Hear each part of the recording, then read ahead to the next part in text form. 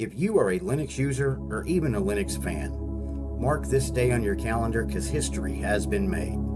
Hell has frozen over, the storm has passed, the clouds are parting, and the sun is shining through. Finally, Nvidia, after years upon years of not wanting to work with the Linux community, has made the right decision. That's what we're going to cover today on eBuzz Central.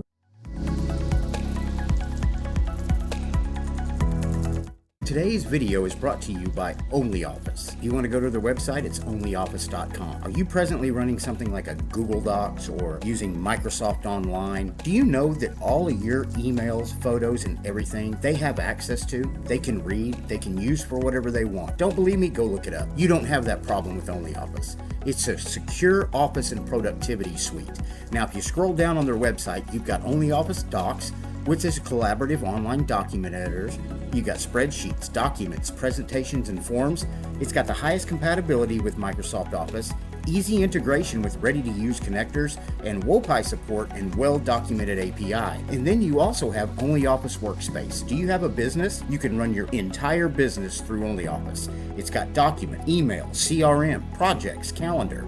It's got enhanced security features, including private rooms, LDAP and Active Directory authentication, compliance, and international security standards. And speaking of security, let's go over here and let's take a look at the security real quick. It lets you know we provide a comprehensive range of security tools and services, keeping your data safe on all fronts.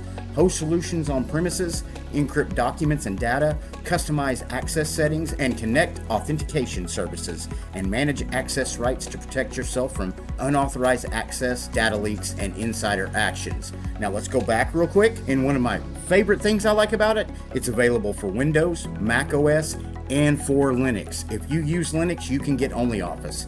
It is a great tool. You can also get it on the Google Play Store for your Android phone or at the Apple iTunes Store for your iPhone. So zip on over and check it out, OnlyOffice.com. I promise you, you will not be disappointed. Now, let's get to the video. I know if you use Linux, you've probably already heard the news, especially if you're somebody that has an Nvidia graphics card. A week ago, if you would have typed in Nvidia open source, you would have got a lot of angry comments in different message boards, whether it be Reddit or whatever you might use. You type in Nvidia open source this week, pick out your search engine, look it up, and you see nothing but praise for Nvidia finally opening its arms to the Linux community. Now, most people, if they have an Nvidia graphics card and they wanted to switch to Linux, usually did some kind of search. What is the best distro to use Nvidia on? You would run that search, and you would get your top 3 favorite up top, which is Pop! OS, Manjaro Linux, Debian, and then the list would go through Gentoo, OpenSUSE, and you got this nice little list. So that way you could go out and say, okay, I've got Nvidia, so I'm going to go ahead and pick this distribution to run because it's going to get along with my Nvidia card. That worked sometimes, and sometimes it didn't. And it really depended your use case, whether you were gaming, whether you were doing video production, whatever you might be using your machine for. But where the problem really came in was with laptops that started sending out the dual GPUs. It would come with Intel and Nvidia, or it would come with AMD and Nvidia. And as most of you know, if you watch the classic video of the lady speaking to Linus Torvalds about it, he had a great response. Bear with me and watch this clip. Short backstory on the, so to explain my question is like, I got myself 2 years ago a laptop that had 2 graphic cards. It had an Intel and an Nvidia, and it had the famous Optimus chip that was difficult to operate from Linux. And I saw at the beginning, I was like expecting to get support at some point, and it was kind of difficult at the beginning, and full support came something like a half a year ago with one project that's on GitHub that's working pretty nice. But what I saw that at some point I was kind of expecting that maybe Nvidia would kind of chip in and do something for it. And they said flat out, no, we're not doing any support. And I was like, well, we're playing in the same sandbox. Why can't we be nice to each other? It's like things like this that we cannot have the hardware producers think about the other stuff as well, because they're like hard set on that you cannot really cooperate with them on this. It's like what's your comment on this, that kind of situations? I would say I know exactly what you're talking about, and I'm very happy to say that it's the exception rather than the rule.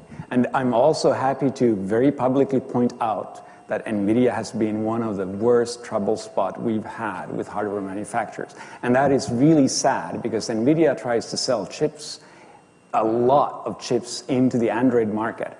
And Nvidia has been the single worst company we've ever dealt with. So Nvidia, you.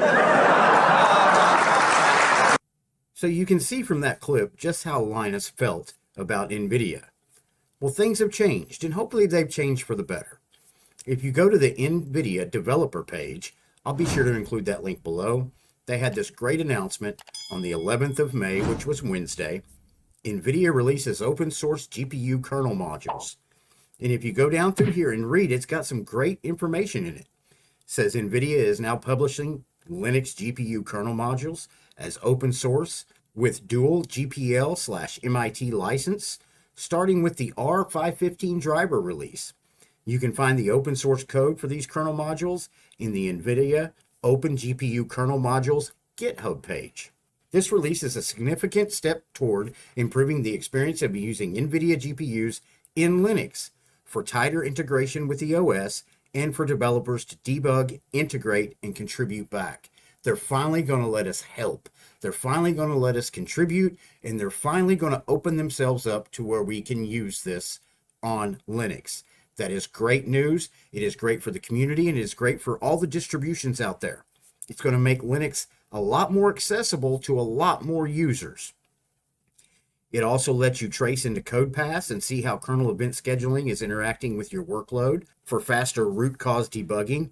In addition, enterprise software developers can now integrate the driver seamlessly into customized Linux kernel configured for their project, which means if you make adjustments to the kernel, you can also make adjustments to the Nvidia GPU kernel, so that way it works for your use case better.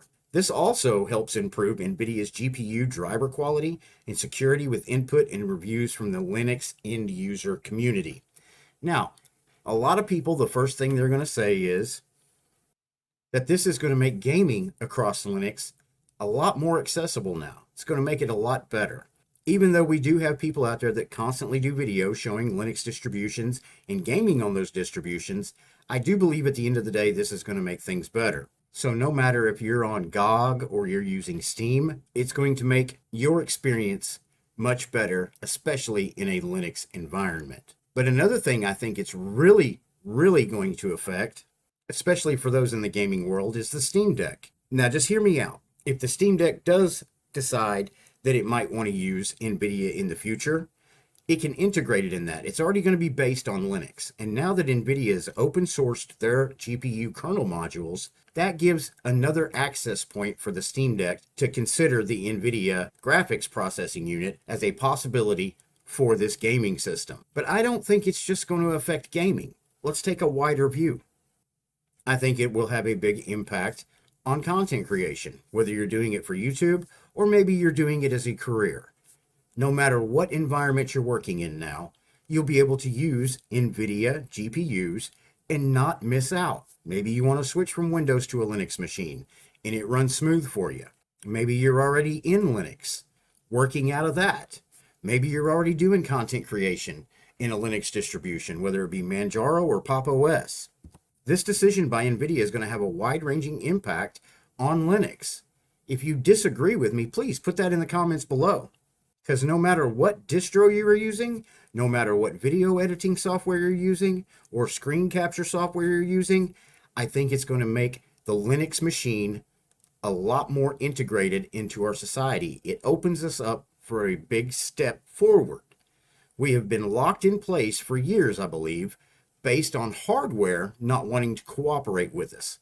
Now Nvidia has opened itself up and said, we are here, we are going to accept the open source community, and we are going to open ourselves up to the open source community, not just to work with you, but also have you give us input and actually contribute code to make the product better. Now, I don't know about you all, But Nvidia, for me, for years, has been a really contentious thing. I've tried to avoid it, actually, in a lot of the machines that I used, until about 2 years ago, when I knew that I could hammer things out and get things worked the proper way. That's when I just said, it doesn't matter if I got to put a little bit more work into it, so be it, I'll use it. Now, with this coming out, with Nvidia embracing the open source community, we have nowhere to go but up. So we come back to the Nvidia page. They let us know that the first release of the open source code will be R515. Fully built and packaged versions of the drivers are available. You can download the source code from the GitHub page. For data center GPUs like Nvidia Turing and Ampere architecture families, the code is production ready. This was made possible by the phased rollout of the GSP driver architecture over the past year. It was designed to make the transition easy for Nvidia customers. In the future, functionality such as HMM with a foundational component for confidential computing on the Nvidia Hopper architectures in plans too. Customers with Nvidia Turing or Nvidia Ampere architecture GPUs can choose which modules to install. So you don't have to download big package with modules you're never going to use. You can actually pick the certain modules you want, and then you can use them.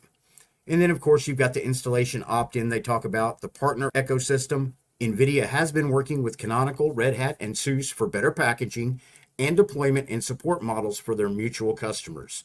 And then it kind of breaks down Canonical, SUSE, Red Hat. It says Canonical, the new Nvidia open source GPU kernel modules will simply install and increase security for Ubuntu users.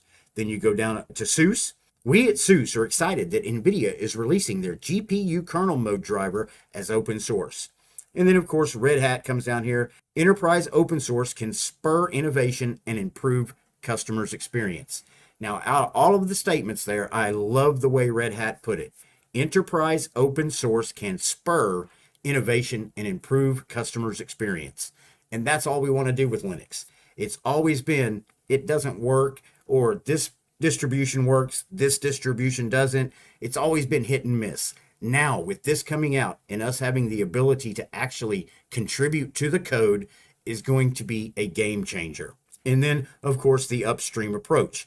Nvidia GPU drivers have been designed over the years to share code across operating systems, GPUs, and Jetson SoCs so that we can provide a consistent experience across all our supported platforms. That's what they used to preach all the time. The reason we don't want to open the code up is because we want it to be consistent across all the platforms. Well, it was never consistent on Linux. So Nvidia didn't really have a leg to stand on with that statement. But now they do. They can go across the board, whether it be Windows or Linux, and be able to provide the same experience across any of the operating systems. Now, one of the other major questions I saw the other day, especially posted on Reddit, somebody asked, can the open GPU kernel modules be distributed? Which means, can a distribution like Fedora take those kernel modules, make them work in their system, and then distribute it with the distro? The answer to that, guys, is yes. The Nvidia open kernel modules are licensed under a dual GPL MIT license, and the terms of the licenses govern the distribution and repacking grants, which means you can make it work, put it in your distro, and ship it with it, and you won't have any problems with Nvidia. And then another question that popped up, will the source for the user mode drivers such as CUDA be published? Nvidia was very concise on this. They said these changes are for the kernel modules, while the user mode components are untouched. The user mode remains closed source and is published with pre-built binaries in the driver and the CUDA toolkit. So what they're telling you is their proprietary CUDA toolkit is not going to be open source. But the main part, the thing that we need to worry about, especially as Linux users, which is the GPU kernel modules, is open source. So they're going to keep their other things proprietary and closed source, which I understand. I'm not worried about those anyway. I want to be able to access those GPU kernel modules to make them work better with the Linux distribution. And having said that, that's pretty much what Nvidia has posted on their developer page. It's a great day for Linux users, especially those running Nvidia. This is just going to make your experience get better over time. And for those that have had trouble with Nvidia in the past, hopefully this is an answer to all those questions you've had. What do you think about Nvidia making their GPU kernel modules open source? Let me know in the comments below. Make sure to head on over to the eBuzz Central Store and check it out. If you see something you like, go ahead and pick it up. If there's something you would like to see on the store that's not there, please drop that in the comments below and we'll do our best to get it put on the store for you. Do me a big favor before you leave today. Please like, subscribe, or follow my channel. Doesn't cost anything, and if you end up not liking me, you can always unsubscribe. If you like the channel and enjoy the videos that we are producing, you can support us by becoming a member to the channel, buying us a cup of coffee, zipping on over to PayPal and throwing us a donation, or go to Patreon and become a patron to the channel. Those links will be in the description below. Thank you for watching my video, and I will see you in the next video.